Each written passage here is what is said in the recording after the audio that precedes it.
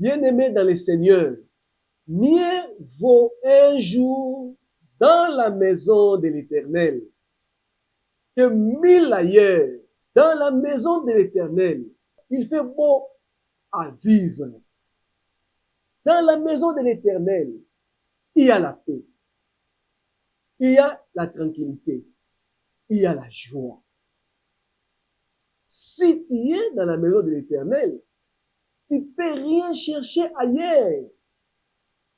Tout ce que l'homme cherche se trouve dans la maison de l'Éternel. Les voyages, les mariages, tout ce que l'homme cherche est dans la maison de notre Seigneur. Voilà ce que la Bible enseigne à propos de la maison de l'Éternel. Nous sommes dans le livre des Psaumes. Psaume chapitre 84, verset 11e. La Bible enseigne: mieux vaut un jour dans tes parvis que 1000 ailleurs. Je préfère me tenir sur le seuil de la maison de mon Dieu plutôt que d'habiter sous les tentes de la méchanceté. Alléluia. Dans la maison de l'Éternel, c'est beau à vivre. Bien-aimé dans le Seigneur, celui qui est dans la maison de l'Éternel ne peut rien chercher. Celui qui est dans la maison de l'Éternel ne peut pas pleurer, ne peut pas avoir des inquiétudes, ne peut pas trembler, ne peut pas être déçu. Parce que dans la maison de l'Éternel, tout ce que nous voulons, il le trouve. Tout ce que nous cherchons, il le trouve. Bien-aimé dans le Seigneur, voilà l'exemple de pèlerin. Il sillonnait ça et là. Il était aux arrêts dans la maison de Pharaon, là où il pleurait, là où il souffrait, là où il manquait à manger, là où il manquait des habits, là où il était toujours malade, là où il avait toujours des problèmes, là où il avait toujours des difficultés. Mais le jour où ils ont quitté la maison de Pharaon, l'Égypte, en venant vers Jérusalem, ils ont constaté beaucoup de problèmes dans la route. Ils ont constaté la maladie. Ils ont constaté la mort. Ils ont constaté la souffrance. Ils ont constaté le décès de plusieurs membres. Mais les jours où ils sont arrivés à Jérusalem, ils ont constaté la différence. La différence qui était établie quand il était encore chez les pharaons, dans l'Égypte. Ils ont constaté la différence quand il était aux alentours de Jérusalem. Quand il partait en cours de route pour arriver à Jérusalem, ils ont vu la différence. Quand ils sont arrivés à Jérusalem, ils ont retrouvé la paix. Quand ils sont arrivés à Jérusalem, ils ont retrouvé la joie. Quand ils sont arrivés à Jérusalem, ils ont sucé le lait et le miel. Dans la maison de l'Éternel, à Jérusalem, il y avait tout ce qu'ils cherchaient. Dans Jérusalem, ils avaient tout ce qui manquait en Égypte. Quand ils sont arrivés à Jérusalem, ils ont constaté tout ce qu'ils cherchaient pendant la route. Ils ont retrouvé ça à Jérusalem. C'est ainsi que, après avoir constaté la paix à Jérusalem, après avoir constaté la joie, la tranquillité, ils ont tous chanté cette chanson. Mieux vaut d'être ici, à Jérusalem. Mieux vaut demeurer à Jérusalem que être ailleurs de Jérusalem. Un jour à Jérusalem était mieux que 1000 ans en Égypte. La paix qu'ils ont constatée à Jérusalem était mieux que 1000 ans en route vers Jérusalem. La paix est à Jérusalem. Jérusalem, c'est la maison de l'Éternel, là où règne la paix, là où règne la joie, là où règne tout ce qu'ils cherchaient.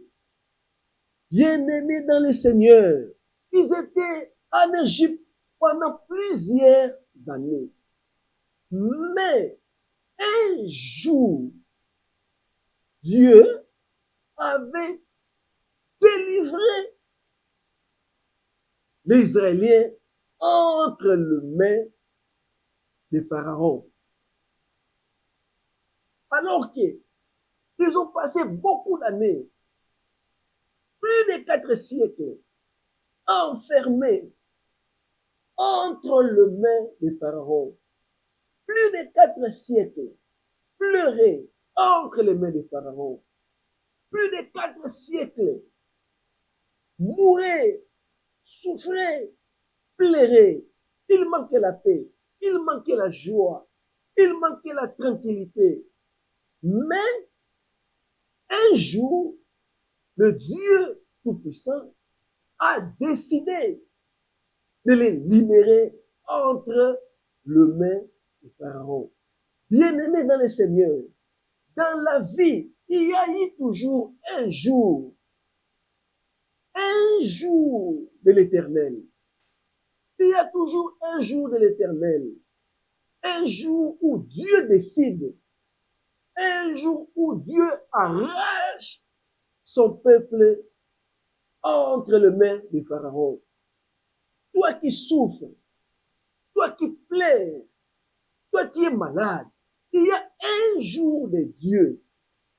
Toi qui tu es dans l'humiliation, il y a toujours un jour de Dieu. Les jours-là, Dieu va t'enlever l'humiliation. Les jours-là, Dieu va t'enlever l'opprobre. Les jours-là, Dieu va t'enlever le manquement que vous constatez aujourd'hui. Toi qui souffres de la maladie, il y a un jour de Dieu où Dieu décide d'enlever la maladie dans ta famille. Il y a un jour de Dieu, bien-aimé dans le Seigneur, dans l'Égypte. Pharaon, il les avait maîtrisés pendant 4 siècles. Mais un jour, Dieu les a enlevés entre les mains de Pharaon. Il y a eu toujours un jour. Toi qui souffres, il y a eu toujours un jour. Bien-aimé dans le Seigneur, la honte, la souffrance, même si ça est en train de s'accumuler aujourd'hui, il y aura un jour où Dieu va mettre fin contre la souffrance. Il y aura un jour où Dieu mettra fin contre la maladie. Toi qui cherches les fiancés, il y aura un jour où tu vas trouver ton fiancé. Toi qui cherches l'emploi, un jour tu vas trouver l'emploi. Dieu est un Dieu de mystère. Dieu, un jour, il va enlever ton opprobre. Toi qui pleures parce que tu manques les enfants, Dieu, il a arrêté un jour pour venir à ton aide. Dieu a arrêté un jour pour mettre fin contre la souffrance, contre les difficultés, contre la maladie dont tu es sujet. Bien-aimé dans le Seigneur, Dieu, pour délivrer les enfants d'Israël, il n'avait pas besoin de la vie de Pharaon. Il n'avait pas besoin de ça. Dieu n'a pas besoin de la vie de ceux qui te bloquent pour te donner la vie, pour te délivrer. Il n'a pas besoin de diable. Il n'a pas besoin de diable pour te donner le travail. Dieu n'a pas besoin de diable pour te donner les enfants, pour te donner le mariage des rêves. Dieu n'a pas besoin de ta famille. Dieu n'a pas besoin de ton diplôme pour t'élever. Dieu n'a pas besoin de tes relations pour te donner ce que tu cherches. Dieu a besoin que de lui-même. Dieu n'a pas besoin de l'eau pour te délivrer. Toi qui es bloqué, toi qui es freiné, Dieu n'a pas besoin de l'eau pour te donner ce que tu cherches, pour te délivrer entre les mains de la maladie, pour te délivrer entre les mains des sorciers, pour te délivrer entre les mains de Lucifer. Dieu n'a pas besoin de la vie de personnes qui te tourmentent pour te donner la paix, pour mettre fin contre la guerre, pour mettre fin contre les problèmes que vous êtes en train de traverser. Dieu n'a pas besoin de la vie de quiconque. Il a besoin que de lui-même. Il n'a pas besoin de sel. Il n'a pas besoin de l'eau. Il n'a pas besoin de parfums magiques. Il n'a pas besoin de quiconque pour te donner la vie. Il n'a pas besoin de la vie de quiconque pour te donner le mariage. Il n'a pas besoin de la vie de quiconque pour te donner des solutions à tes problèmes. Il a besoin que de lui-même. Il a besoin que de lui-même. Il a besoin que de son honneur. Il a besoin que de sa parole pour te donner le soulagement. Tu peux être détruit. Parfois, le diable a détruit ta vie. Parfois, le diable a détruit ta maison. Parfois, le diable a détruit votre travail. Mais pour que Dieu puisse arranger cela, il n'a pas besoin de la vie du diable. Il n'a pas besoin de la vie du diable pour arranger. Il n'a pas besoin de la vie de ton père pour arranger les choses. Il a besoin que de sa parole, bien-aimé dans le Seigneur. Pour que ta maladie termine, Dieu a besoin que de sa parole. Dieu, pour délivrer les enfants d'Israël, pour les conduire à Canaan, dans un pays où coule le lait et le miel, il avait besoin de personnes. Bien-aimés dans le Seigneur, les enfants d'Israël arrivent à Jérusalem. Les difficultés de Canaan étaient conjuguées au passé. Les difficultés que vous êtes en train de traverser, la maladie que vous voyez aujourd'hui, ça sera conjugué au passé composé. Ça va passer. Bien-aimé, l'humiliation que vous voyez aujourd'hui, ça sera conjugué au passé composé. Dieu va te donner la paix. Il y a toujours un jour où ça va terminer. Il y a toujours un jour où les difficultés vont prendre fin. Les enfants d'Israël, ils plairaient beaucoup entre les mains des pharaons, des soucis entre les mains des pharaons. Mais les jours-là, Dieu les a délivrés. Dieu les a enlevés entre les mains des pharaons. Et les jours-là, leurs difficultés, leur humiliation, leur opprobre étaient conjuguées au passé composé. Les difficultés que tu vois aujourd'hui seront conjuguées au passé composé. Il y a un temps, il y a un jour que Dieu a déjà arrêté pour que ton problème puisse prendre fin. Il y a un temps, il y a un jour, Dieu a déjà organisé pour mettre fin contre ta maladie. Ta maladie, ça va partir. Ça sera conjugué au passé composé. Les gens qui te tourmentent vont partir. Ils seront conjugués au passé composé. Bien-aimé dans le Seigneur, toi tu verras la réalité de tes rêves. Toi qui rêves être grand, toi qui aimes être élevé, toi qui rêves être marié, toi qui rêves d'avoir des enfants, tes visions, tes rêves vont s'accomplir parce que Dieu est avec toi. Parce que Dieu a déjà organisé un jour pour t'enlever dans les difficultés. Dieu a déjà arrêté un jour pour enlever ton opprobre.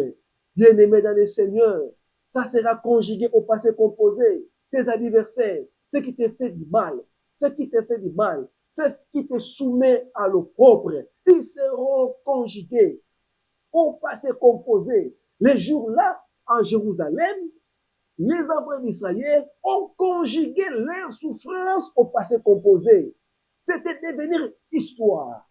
Tes difficultés d'aujourd'hui deviendront histoire demain. Tes problèmes d'aujourd'hui deviendront histoire. Tes malheurs d'aujourd'hui deviendront histoire. Dieu va éclairer. Dieu va éclairer ta maison. Dieu va t'élever. Il va te donner ce que ton cœur désire. Bien-aimé dans le Seigneur, il a dit, en arrivant à Jérusalem, les pèlerins ont commencé à chanter. Oui, un seul jour suffit pour que tu chantes. Un seul jour suffit pour que tu danses. Un seul jour suffit pour que tu touches votre mariage. Un seul jour suffit pour que tu puissiez être élevé en dignité, en force. Un jour suffit. Dieu n'a pas besoin de beaucoup de jours pour te délivrer. Dieu n'a pas besoin de beaucoup de jours pour enlever ton opprobre. Il a besoin que d'un jour, tes adversaires vont venir s'agenouiller devant toi. Un jour, les moqueurs vont venir te demander pardon.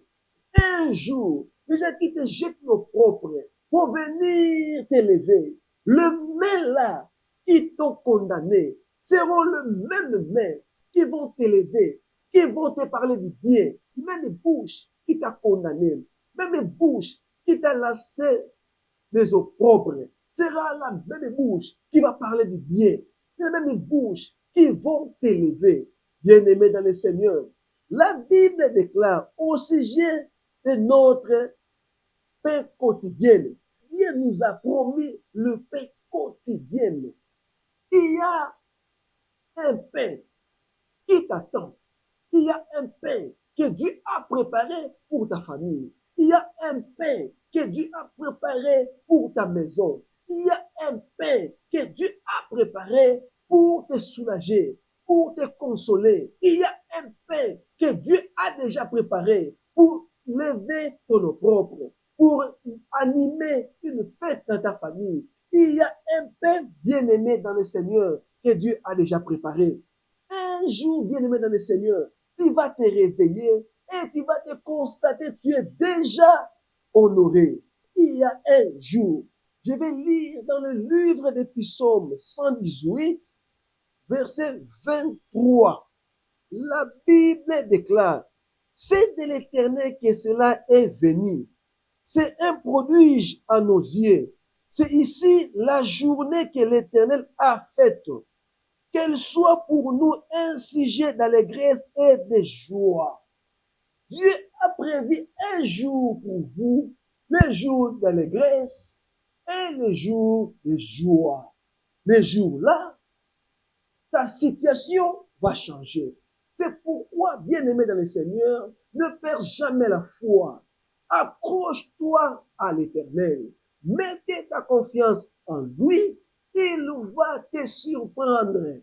Il va surprendre tes ennemis. Il va surprendre les gens qui font du mal, qui préparent du mal contre toi. Bien-aimé dans le Seigneur, Jérusalem dont on fait allusion, c'est une personne, c'est Jésus lui-même.